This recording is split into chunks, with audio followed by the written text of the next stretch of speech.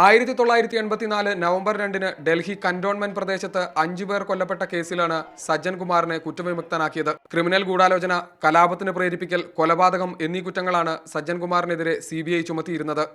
സജ്ജൻ കുമാറിനൊപ്പം പ്രതി ചേർക്കപ്പെട്ട മറ്റ് 5 പേർ കുറ്റക്കാരാണെന്ന് കോടതി കണ്ടെത്തി. വിധി പ്രസ്താവിക്കുന്നതിനിടെ നാടകീയ രംഗങ്ങൾക്കാണ് കോടതി മുറി സാക്ഷ്യം വഹിച്ചത്. വിധി പുറപ്പെടുവിച്ച ജഡ്ജിക്ക് നേരെ കോടതി മുറിയിലുണ്ടായിരുന്ന കാർണൽ സിംഗ് എന്നയാൾ ചെരുപ്പ് വലിച്ചെറിഞ്ഞു. ഷൂവെറിഞ്ഞ കാർണൽ സിംഗിനെ പോലീസ് അറസ്റ്റ് ചെയ്തു.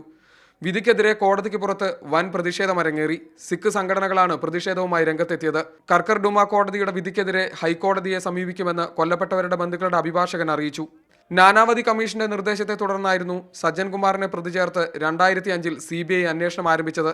സിഖ് വിരുദ്ധ കലാപവുമായി ബന്ധപ്പെട്ട മറ്റൊരു കേസിൽ പ്രതി ചേർത്തത് ചോദ്യം ചെയ്ത് സജ്ജൻ കുമാർ സമർപ്പിച്ച ഹർജിയിൽ വിധി പറയുന്നത് ഡൽഹി ഹൈക്കോടതി അടുത്ത മാസത്തേക്ക് മാറ്റിവെച്ചിരിക്കുകയാണ്. മീഡിയ 1, ഡൽഹി.